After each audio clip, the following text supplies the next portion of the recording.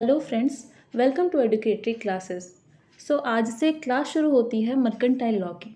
Mercantile law को हम business law भी कहते हैं, जिसका मतलब होता है व्यापारिक कानून। अब मर्केंटाइल लॉ के अंदर एक मोस्ट इम्पॉर्टेंट ऐसा टॉपिक आता है जो कि मैक्सिमम क्वेश्चंस में पूछा जाता है, जिसका नाम है इंडियन पार्टनरशिप एक्ट 1932। इसे हिंदी में बोलते हैं भारतीय साझेदारी अधिनियम 1932। आइए समझते हैं कि ये साझेदारी अधिनियम क्या है। What is partnership? साझेदारी किसे कहते हैं? जैसा कि आपको स्क्रीन पे दिखाई दे रहा होगा, partnership is the relation between persons who have agreed to share the profit of a business carried on by all or any of them acting for all. Section 4. It therefore follows that a partnership consists of three essential elements.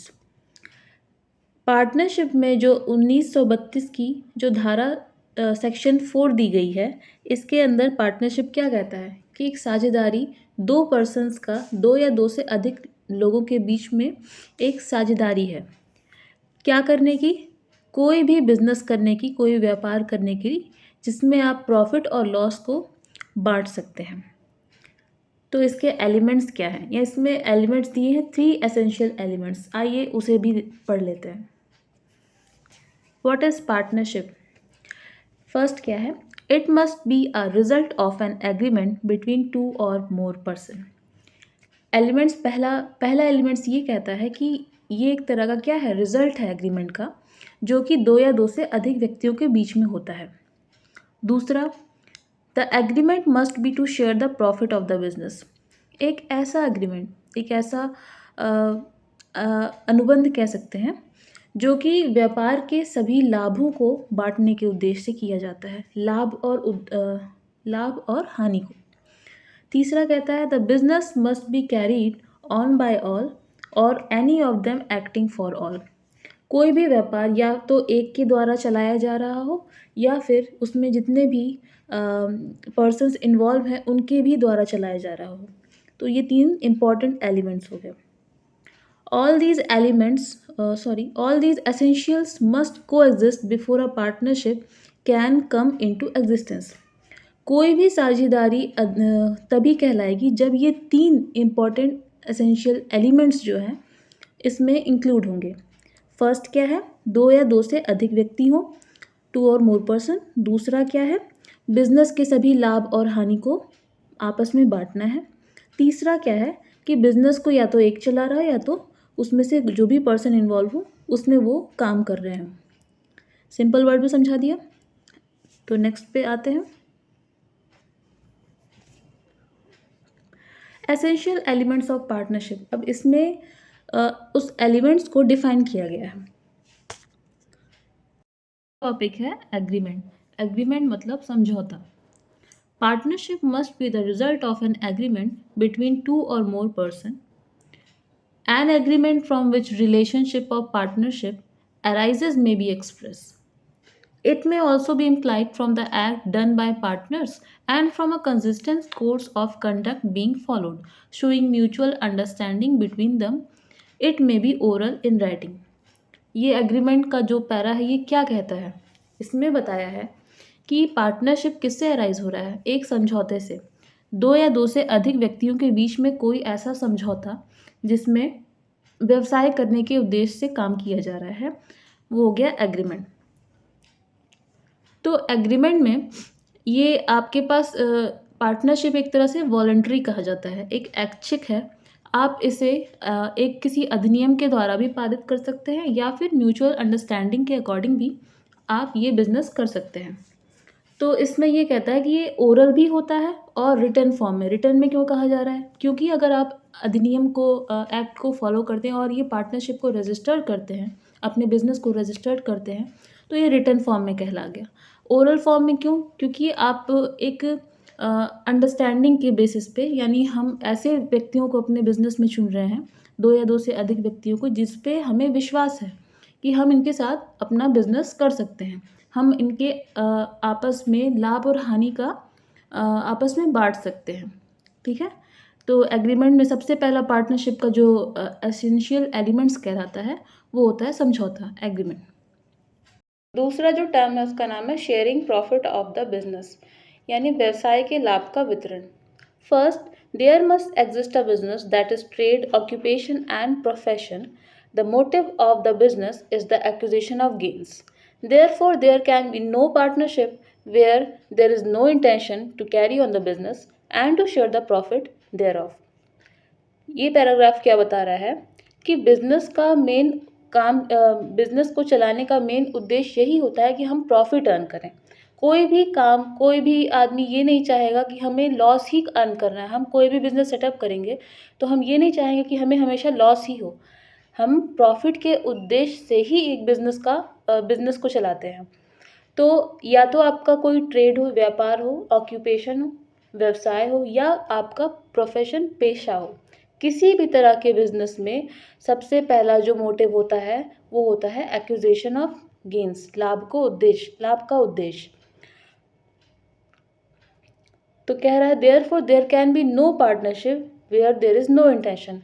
ऐसा कोई भी partnership नहीं कहलाएगा जहाँ पे लाभ के उद्देश्य से किया गया व्यवसाय का किया जा रहा हो। तीसरे टर्म पे आते हैं।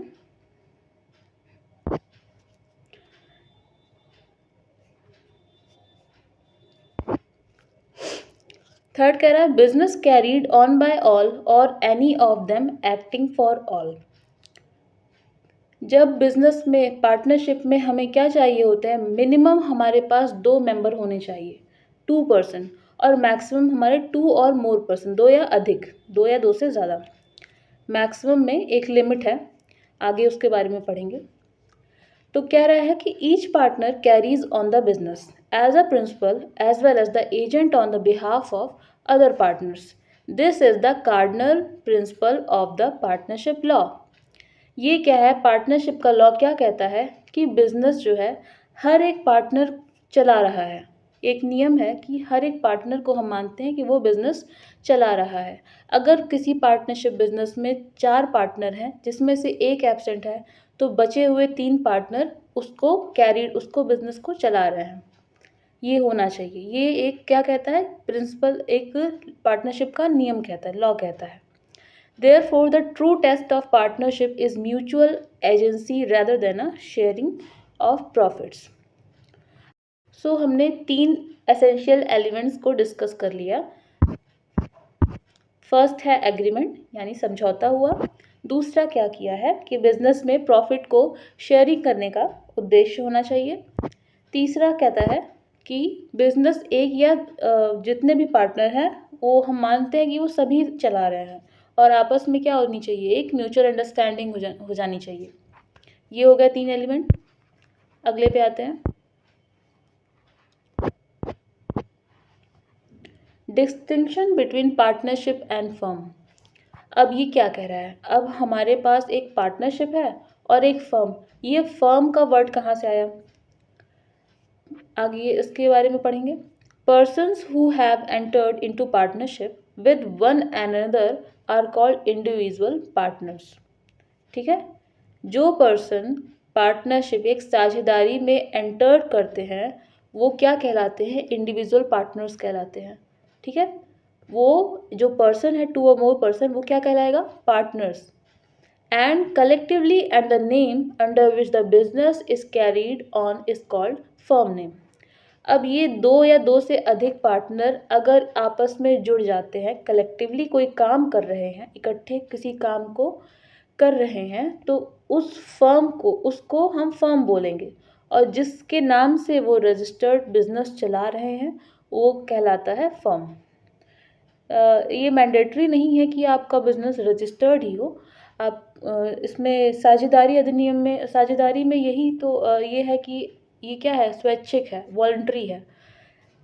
नेक्स्ट है, partnership is merely an abstract legal relations between the partners. Okay, a firm is a concrete thing signifying the collective entity for all the partners.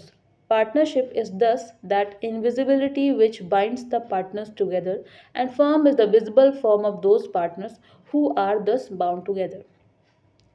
क्या बताता है कि पार्टनरशिप क्या है, एक इनविजिबल बाइंड है। हम साझेदारी को हमें दिखती नहीं है। साझेदारी क्या है?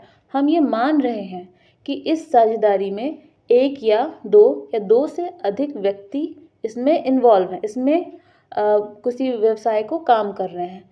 तो ये हमें साझेदारी कहीं कोई चीज़ नहीं है, कोई चीज़ दिखती नहीं है। क्या है? इनविजिबल है। जो क्या करती है? पार्टनर्स को एक साथ जोड़ती है। किस लिए? किसी भी बिजनेस को चलाने के लिए। और फर्म क्या है? फर्म विजिबल है। जो बिजनेस चला रही है वो क्या है? हमें बिजनेस तो दिखेगा ना। सपोज हमने मान लीजिए 2 या 2 से ज़्यादा मिलके जो पार्टनर्स हैं, सपोज 5 पार्टनर्स मिलके एक शू का बिजनेस कर रहे हैं, जूते का बिजनेस कर रहे हैं। तो उन्होंने अपने एक शॉप रखी जिस पे अपना बोर्ड लगा दिया, उस पे अपना उस ब्रांड का नाम लगा दिया कि यहाँ पे क्या मिलते हैं? जूते मिलते हैं। तो वो हमें क्या दिखाई दे रहा है ना हमें कि ये इनका फर्म है जहाँ से हम जूते खरीद सकते हैं। तो जो फर्म दिख रही है वो क्या है? विजिबल। और उस फर्म में 5 बंदे अगर काम करते हैं वो क्या है? पार्टनर्स। और अगर इकट्ठे मिलके सारे बिजनेस को चला रहे हैं और आपस में प्रॉफिट और लॉस को बियर कर रहे हैं, तो वो क्या कहलाएगा? Partnership. So, firm is visible form of those partners who are thus bound together. यही होता है सिंपल सा डिफरेंस पार्टनरशिप और फर्म में। एक इम्पॉर्टेंट न्यूज़ आप सभी के लिए, हमारे एडुकेटरी क्लास का ऑफलाइन स्पेशल बैच अवेलेबल है। अगर आप में से किसी को भी class 11th and 12th commerce के लिए एनरोल करना हो तो प्लीज़ आप इस नंबर पे हमें कांटेक्ट कर सकते हैं। हमारे इंस्टीट्यूट में बीकॉम एंड बीबीए की क्लासेस भी चल रही हैं। तो अगर आप में से किसी को भी एनरोल करना हो तो प्लीज़ आप हमें इस नंबर पे कांटेक्ट ज़रूर करिए। अगर हमारी वीडियो आपको अच्छी लगी हो तो प्लीज़ इसे लाइक और शेयर सब्सक्राइब ज़रूर करिएगा। Thanks for watching.